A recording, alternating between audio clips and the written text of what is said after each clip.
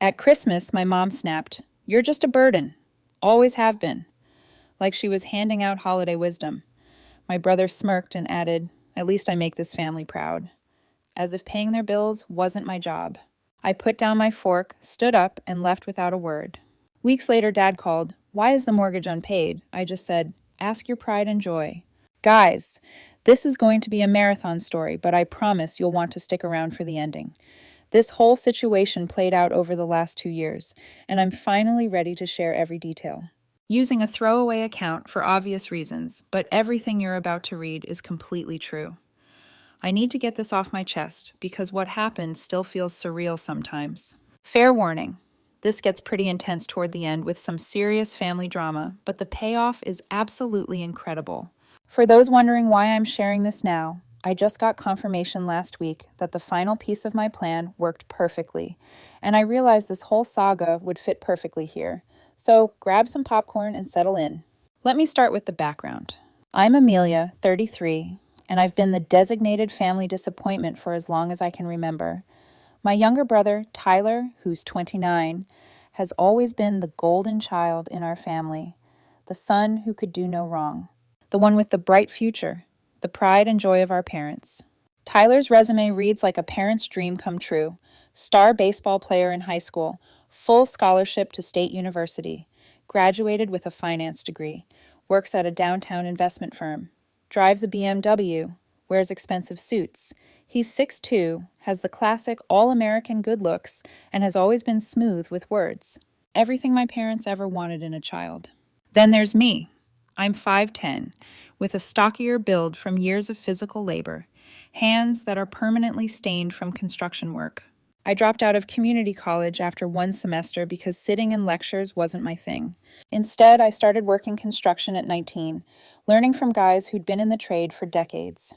I started at the bottom, carrying materials, cleaning job sites, basically being everyone's errand girl for $12 an hour. But I was hungry to learn. I spent evenings watching YouTube videos about electrical work, plumbing, carpentry, drywall, roofing. On weekends, I'd volunteer to help experienced contractors on side jobs just to get more hands-on experience.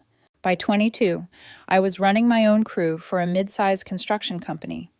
By 25, I had saved enough to start my own business with a used pickup truck and a toolbox full of equipment I'd accumulated over the years. By 28, I owned a legitimate construction company with my own shop, multiple trucks, and a crew of 8 full-time employees. Nothing glamorous about it, but I built it with my own hands and brain. We specialized in commercial renovations, custom home builds, and emergency repair work. I developed a reputation for quality work delivered on time and on budget. Word-of-mouth referrals kept us booked solid most of the year. My parents never saw it that way, though. In their minds, Tyler had a real career while I was just doing manual labor, despite the fact that I was pulling in close to $200,000 a year after business expenses, while Tyler was making maybe $75,000 at his finance job. Dad had spent 30 years working maintenance for the county government. Mom worked as a secretary at an insurance office until she decided about 10 years ago that she was done with the working world and wanted to focus on being a homemaker. They lived in a modest 3-bedroom ranch house in a decent suburban neighborhood that they'd bought back in 1995. Here's something that always bothered me about our family dynamic. Success was measured not by actual results, but by appearances and social status. Tyler worked in an office, wore suits, had business cards, talked about clients and portfolios that made him successful in their eyes. I showed up to family events in jeans and work boots, with calluses on my hands, and usually some minor cut or scrape from recent job sites. Even though I owned my house outright, had substantial money in the bank, employed other people, and was financially more successful than Tyler would ever be, I was still seen as the practical daughter who wasn't cut out for professional work. The personal life comparison made things even worse. Tyler was constantly dating, always showing up to family events with a different girlfriend, talking about his social life and the expensive restaurants he frequented. My parents saw this as evidence that he was living life to the fullest. I never married, never had kids, came close to marriage twice in my 20s, but both relationships ended when the men decided they wanted partners with more prestigious careers. So I threw myself into building my business instead, working 60-hour weeks, reinvesting profits back into equipment, and growing the operation. My family interpreted my single status as more proof that something was wrong with me. This dynamic had been building for years, but the real crisis started about 4 years ago, when everything changed for the worse. The beginning of the end came on a Tuesday morning in March. Dad was at work doing routine maintenance on the county building's HVAC system when he fell off a ladder and seriously injured his lower back. We're talking 2 herniated discs, severe nerve damage, and chronic pain that basically ended his career at age 58. The initial medical bills were crushing. Emergency room visits, multiple MRI scans, specialist consultations, physical therapy sessions 3 times a week. Workers' compensation covered some of it, but there were copays, deductibles, and treatments that weren't fully covered. We're talking about $800 to $200 out-of-pocket medical expenses every month on top of their regular bills. But the bigger problem was that Dad couldn't work anymore. His doctor recommended early medical retirement, which meant his income dropped from about $3,200 a month to roughly $2,200 in disability payments and early pension benefits. Meanwhile, their monthly expenses stayed exactly the same: $1,900 mortgage payment, $380 for 2 car payments, utilities averaging $200 to $300, insurance, groceries, maintenance on a house that was now 25 years old. Mom hadn't worked in a decade and made it clear she had no intention of going back to work, even part-time. She'd gotten comfortable being a stay-at-home wife and saw returning to work as beneath her somehow. "I've paid my dues," she'd say whenever the topic came up. "I worked for 15 years, and I deserve to enjoy my retirement." So, naturally, they came to me for help. Not Tyler with his fancy finance degree and investment knowledge. Me, the family disappointment who apparently wasn't smart enough for office work, but was somehow smart enough to solve their financial problems. It started innocuously enough. "Amelia, honey, can you help us with Dad's physical therapy copays this month? It's just temporary until we figure things out." Then it was, "Amelia, we're running a little short on the mortgage payment. Could you spot us the difference?" Within a few months, it became, "Amelia, you know we're really struggling right now." By the 6-month mark, I was covering their entire $2,600 monthly shortfall every single month. Their mortgage payment, the gap in their medical expenses, utilities when money got tight, groceries when they ran short, emergency repairs on their cars or house, I covered it all. We're talking about $125,000 over the course of 4 years that I poured into keeping their household financially stable. Here's what really got to me, though. Tyler never contributed a dime. At every family gathering, every holiday dinner, every birthday party, he'd show up talking about his latest big client or some investment opportunity he was working on. He'd brag about taking his current girlfriend to expensive steakhouses or weekend trips to the mountains, but somehow he never had any extra money to help Mom and Dad with their bills. And my parents never asked him to help either.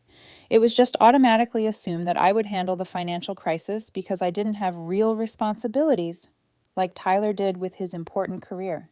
The complete lack of gratitude or even acknowledgement made it so much worse. When I paid their bills, it was just expected.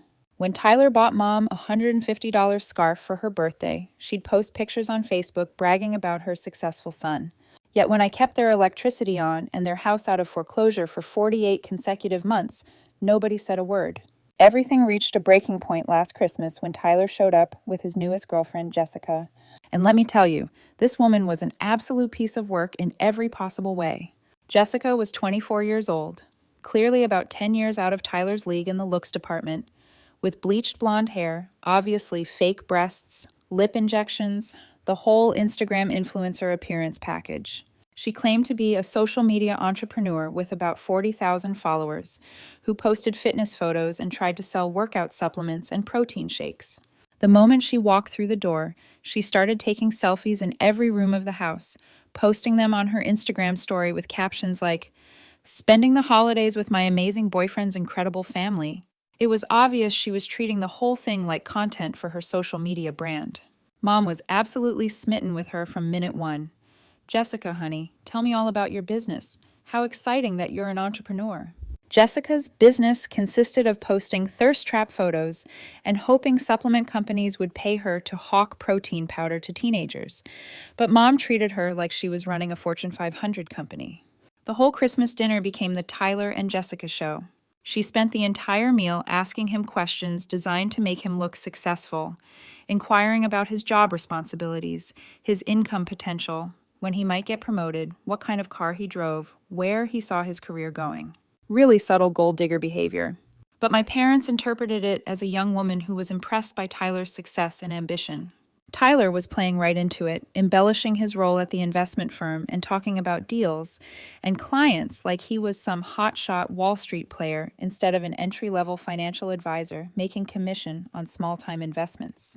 Meanwhile, I was doing what I always did, helping out in the kitchen because Dad's back problems made it hard for him to stand for long periods, carrying heavy dishes, basically being the unpaid help while everyone else socialized and had fun. When we finally sat down to eat, Jessica turned her attention to me with what I now realize was carefully calculated condescension. "So, Amelia," she said with a bright fake smile, "Tyler mentioned you work in construction or something like that." The way she said construction or something like that, like I might clean porta potties for a living, carried this tone of barely concealed disgust mixed with pity. "I own a construction company," I replied, trying to keep my voice neutral. "Built it from the ground up over the past 12 years. She gave me an even brighter fake smile and said, "Oh, wow, that's so authentic. It's really great that Tyler's family has someone who does the hands-on blue-collar work. Someone has to do those jobs, right?" Blue-collar work. Like it was something to be ashamed of. Something that existed only to serve people like her and Tyler who had real careers. Before I could respond, Mom jumped right in with her own twist of the knife. "Amelia's always been more of the practical type. Not everyone can handle the pressure and responsibility of professional careers like Tyler has." That comment hit me like a punch to the stomach, but I tried to keep my expression neutral. Then Tyler, clearly trying to impress Jessica and show off his family dynamics, added his own contribution. "Yeah, Amelia's definitely the dependable one in the family. Always there when we need something fixed or taken care of." The way he said "taken care of," while giving me this knowing look, made it clear they all knew exactly what he meant. They all knew I was bankrolling their lifestyle. They just didn't care enough to show any gratitude for it. But the absolute knockout punch came later in the meal, when Jessica started talking about her future plans. Mom got this dreamy expression on her face and said, "Oh, Tyler will give us such beautiful grandchildren someday. He's always been destined for a big, happy family."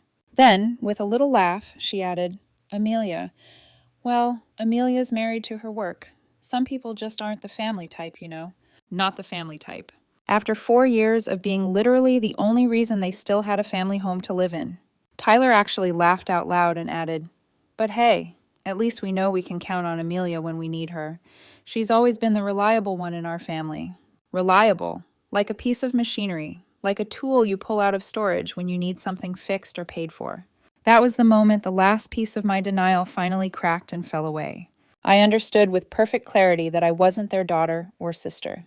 I was their financial safety net, their emergency fund, their backup plan. And they didn't even pretend to be grateful for it. After that Christmas dinner, I started paying attention to things I'd been deliberately ignoring for years.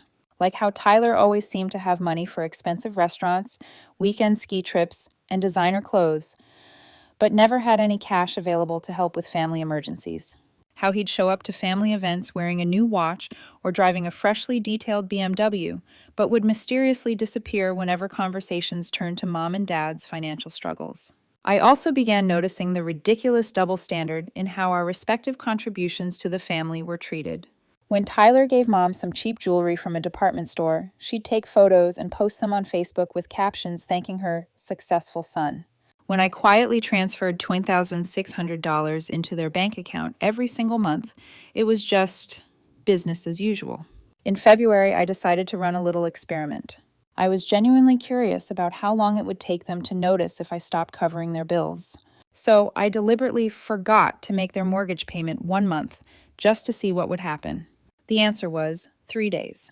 3 days before Mom was calling me in a barely controlled panic. "Amelia, sweetie, the bank called about the mortgage payment. Did something happen? Did you forget to send it this month?" "Not." we need to figure out how to handle this, or can we sit down and discuss our financial situation? Just the automatic assumption that I'd made some kind of mistake and needed to fix it immediately. Oh, sorry, Mom. I've been swamped with this big commercial renovation project. Let me take care of that today. And I did pay it. But something fundamental had shifted in my perspective. The spell of family obligation was finally broken. That's when I decided to do some actual research into Tyler's real financial situation. See, when you run a construction business in a smaller city like ours, you naturally develop professional relationships with people in all kinds of industries. I had buddies who worked at local banks, real estate agencies, insurance companies, various businesses around town. I started asking casual questions about Tyler's company, his actual role there, what someone in his position would typically earn. The picture that emerged was dramatically different from what he'd been telling everyone. Tyler wasn't the high-powered investment advisor he pretended to be. He was essentially an entry-level financial services rep making a base salary of about $68,000 plus commissions, which were apparently pretty inconsistent. According to my buddy who worked at Tyler's bank, he was living paycheck to paycheck despite his modest income. Constant overdraft fees, multiple maxed-out credit cards, perpetually behind on his car lease payments. His entire lifestyle was being funded by debt. The BMW, leased at $650 a month, eating up nearly 12% of his gross income. His trendy downtown apartment, almost $2,000 a month. Housing alone was consuming about 60% of his take-home pay.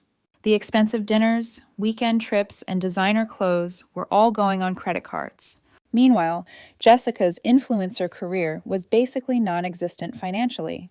Based on her follower count and engagement rates, she was probably making $300 to $500 a month from sponsorship deals, if that.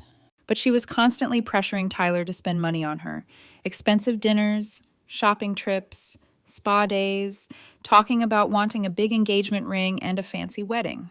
The real kicker came when my cousin Mike mentioned in passing that Tyler had been telling people around town that I was struggling to keep my little construction business afloat.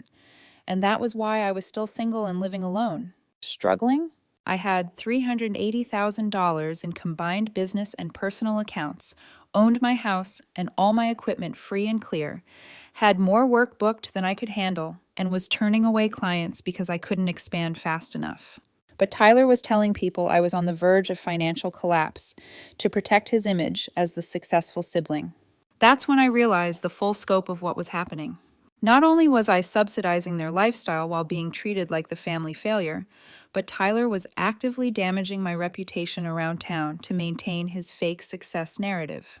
It was time for some major changes. I went completely cold turkey on all financial support starting in April, canceled every automatic payment, stopped answering panicked calls about forgotten bills, totally shut off the money pipeline. I wanted to see exactly how long their perfect little world could survive without my cash propping it up.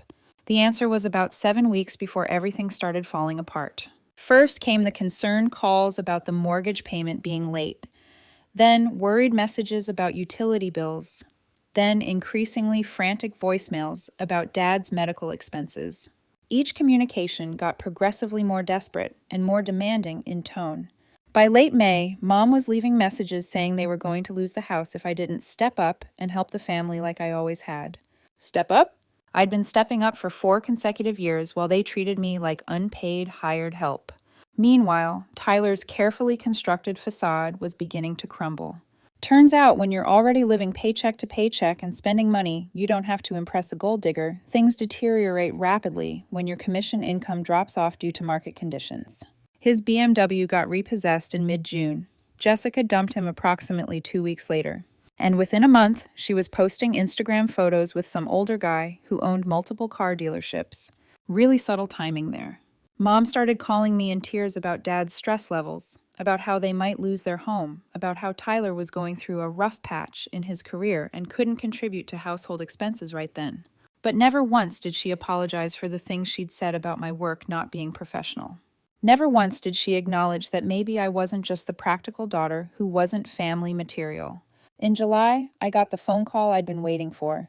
Tyler, sounding desperate and completely humbled, asked if I could possibly help the family out during this difficult transition period. He claimed he was getting his financial life back on track and had learned valuable lessons about living within his means. He just needed some temporary assistance to help Mom and Dad get through this crisis. I listened to his entire carefully rehearsed pitch, then asked him one simple question. Where's Jessica these days? Long pause on his end. We decided to go our separate ways. It was a mutual decision. You mean she dumped you the minute your money dried up? Another uncomfortable pause. The relationship just ran its course. It's more complicated than that. No, it really wasn't complicated at all. And that's when I knew I had them exactly where I wanted them. Here's what nobody in my family understood about business and money. When you're not hemorrhaging with $20,600 every month supporting people who don't appreciate your sacrifices, you can actually invest that money in building something substantial. While they were panicking about basic bills, I was having the most successful year in my company's history. I used the money I'd been wasting on them to buy 3 additional work trucks, hire 6 more skilled workers, and start bidding on major commercial contracts I'd never had the capital to pursue before. By fall, I was clearing close to $320,000 annually and had enough work scheduled to keep us busy for the next 2 years. But the real game changer was getting into real estate investment. I started with a duplex in a solid neighborhood that brought in $3,400 monthly in rental income. The numbers worked so well that I bought another duplex within 6 months. Then I found a small apartment building. By the time winter arrived, I owned 7 different rental properties, generating over $18,000 monthly in passive income. I was building actual wealth while they were struggling to keep their electricity turned on. The beautiful irony, my real estate activities gave me access to information about distressed properties throughout the area. When you're in that business, you monitor foreclosure notices, tax liens, and properties heading to auction. It's just smart business practice to stay informed about opportunities. That's exactly how I found out about their house in September. Foreclosure notice officially filed with the county. 4 months behind on mortgage payments, with late fees and penalties accumulating every month. Property scheduled for public auction in December unless the full debt was brought current. I was literally watching my childhood home circle the drain in real time, and I had both the knowledge and the capital to do something about it. But I decided to let them suffer through a few more months first. November brought increasingly desperate calls from Tyler. Jessica was completely out of the picture. Apparently, she'd moved in with her new boyfriend, who owned a chain of auto dealerships around the state. Tyler's job performance was suffering because his personal financial stress was affecting his work, and Mom and Dad were facing eviction in January. Amelia, look, I know things got really messed up between us, but they're literally going to lose everything they've worked for their whole lives. Can't we figure out some kind of arrangement here? We're family after all. Family? How interesting that we suddenly became family again, right when they desperately needed something from me. What exactly is your plan to help them out? I asked. I'm working on securing a personal loan to cover the back payments, but my credit score took a hit recently, so it's taking longer than expected. I just need some time to get back on my feet financially, and then I can start contributing my fair share to help them. How much time did you have to get on your feet while I was covering their bills for 4 straight years? Silence on his end of the phone. Tyler, let me ask you something specific. When Jessica was calling my career blue-collar work and Mom was saying I wasn't family material, where exactly were you during those conversations? Come on, Amelia. You know they didn't really mean anything by those comments. Where were you? I repeated, not letting him off the hook. More silence. You were sitting right there, laughing along with them, because it was easier than admitting you were completely broke, while your supposed failure of a sister was keeping everyone financially afloat. I hung up on him and started making some very specific phone calls to set my plan in motion. December arrived quickly. The foreclosure auction was scheduled for 10 o'clock a.m. on a Thursday morning at the county courthouse steps. I took the entire morning off work and showed up dressed in my best business suit, charcoal gray, properly tailored Italian leather shoes. I wanted to look like I belonged in that crowd of serious real estate investors and property speculators. Public foreclosure auctions are pretty routine events if you understand the process. You get maybe 30 or 40 people, a mix of professional investors, house flippers looking for deals, and bargain hunters hoping to find a steal. The auctioneer runs through the list of properties like he's reading grocery prices at a supermarket. When they called 847 Maple Street, my parents' house, 3 bedrooms, 2 bathrooms, 1,850 square feet, starting bid, $165,000. I deliberately let several other bidders establish the baseline price range. Some guy in a cheap suit bid the opening amount. A local house flipper I recognized from other auctions bumped it up to $170,000. Another investor took it to $175,000. That's when I raised my numbered paddle for the first time. $185,000. The auctioneer scanned the crowd of bidders. Do I hear $190,000? A few more rounds of back and forth bidding. The price climbed to $195,000 before most of the competition started dropping out. Do I hear $200,000? I raised my paddle again. $205,000. Complete silence around the courthouse steps. That was above fair market value for that neighborhood. Experienced investors wouldn't go that high on a property that needed work. Going once at $205,000, going twice. Sold to bidder number 23. Just like that, I owned my childhood home.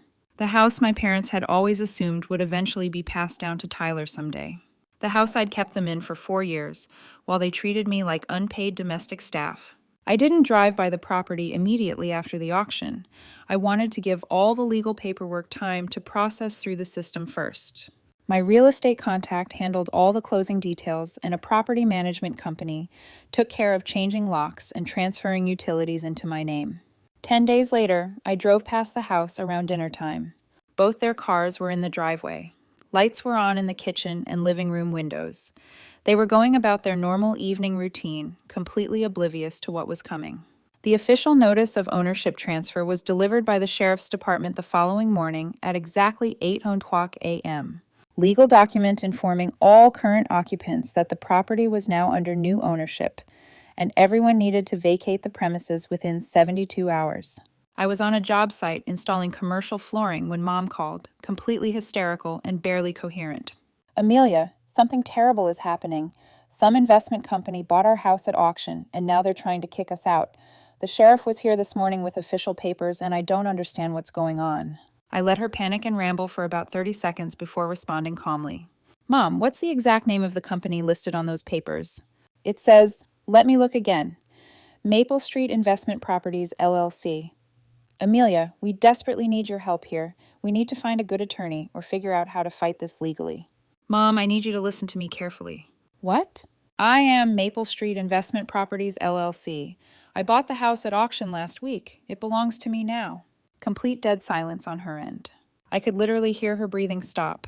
What did you just say to me? I bought the house at the foreclosure auction. The property is legally mine now. You what, Amelia? Why would you? This is our family home. It was your family home when I was paying for it every month. When you and Tyler decided I was just a burden who wasn't family material, it stopped being your home. I could hear her starting to hyperventilate on the other end of the phone.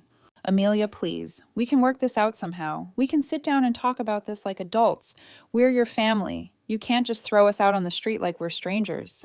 Family.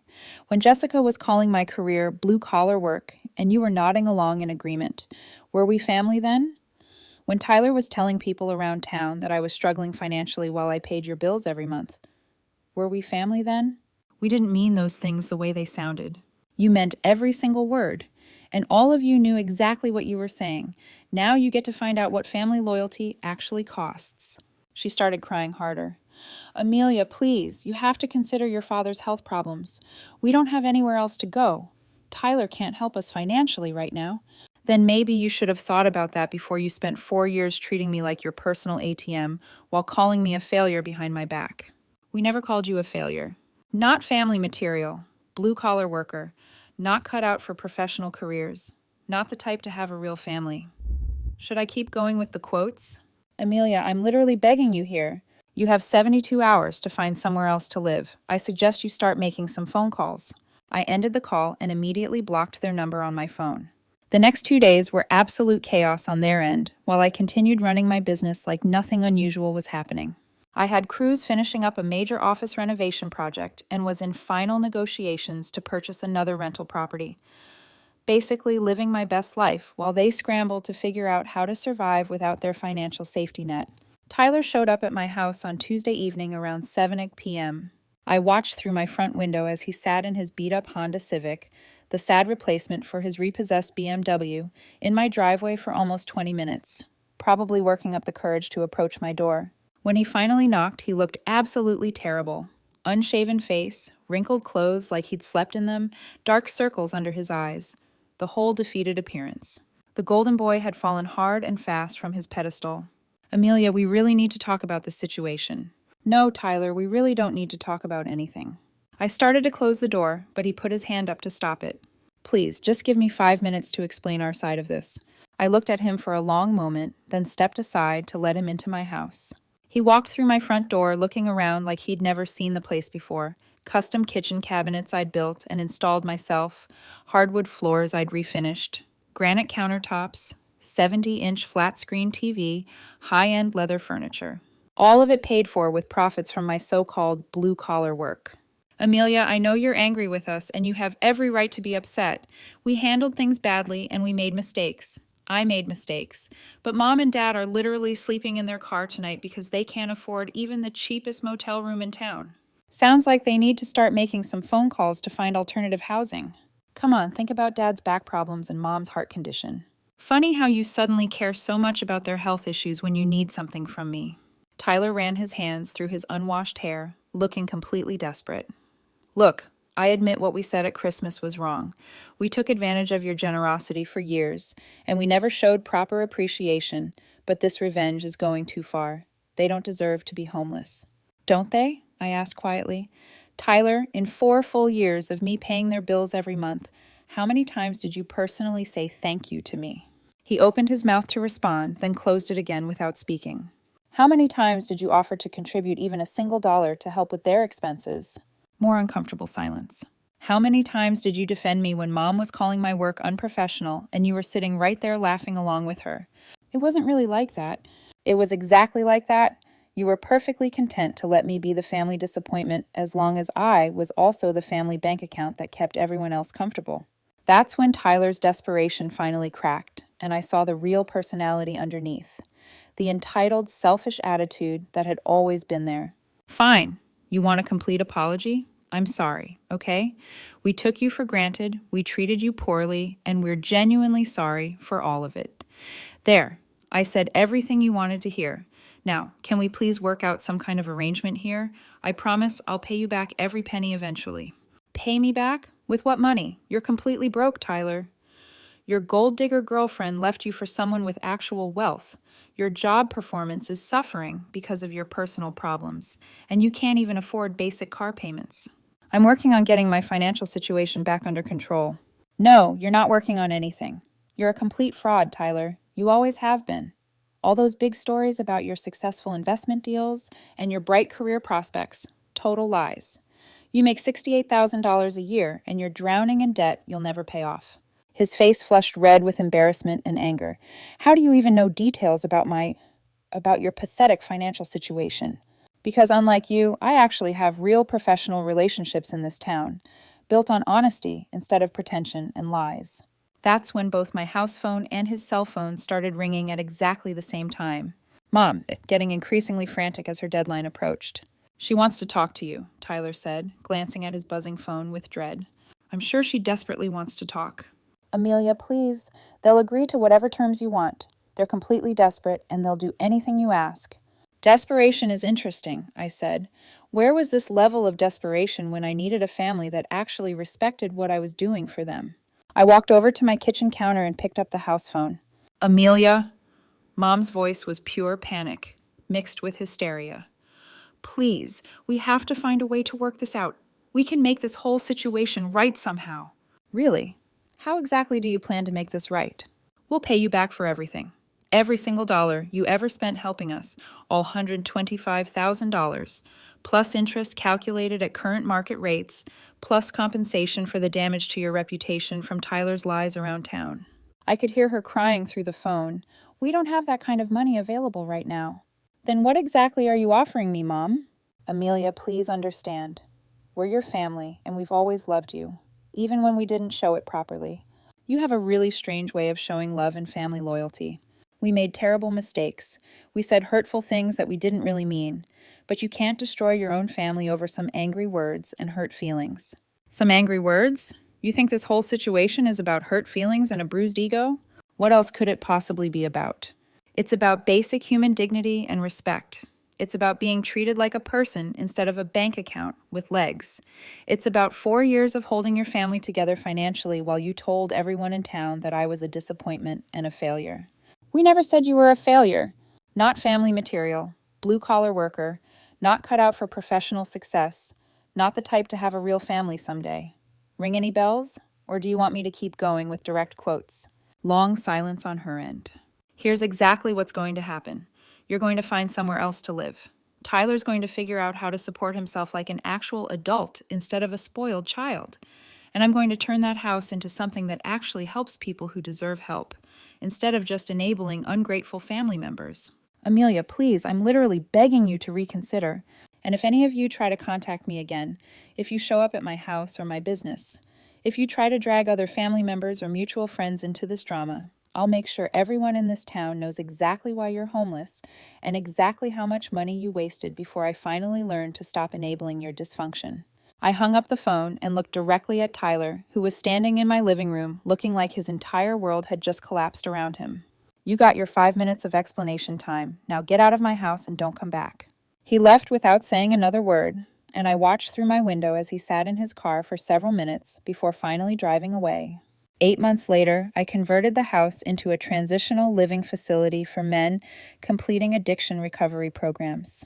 I partnered with local nonprofit organizations, completely renovated the entire property, and turned it into a safe, supportive environment for people who were genuinely trying to rebuild their lives after hitting rock bottom. Men who actually appreciated second chances and understood the real value of honest work and personal responsibility. My parents eventually found a small 2-bedroom apartment across town. Tyler moved in with an old college buddy. Last I heard, he was working at a cell phone store, making hourly wages plus commission on sales. I never got an apology beyond that desperate conversation in my living room. And you know what? I'm okay with that. Because in the end, I stopped being their financial safety net.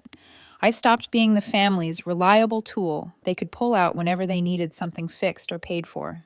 And I finally started using my money and my energy to build something that made me proud.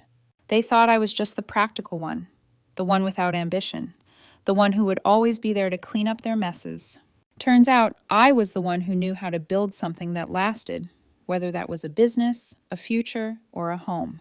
Just not for them.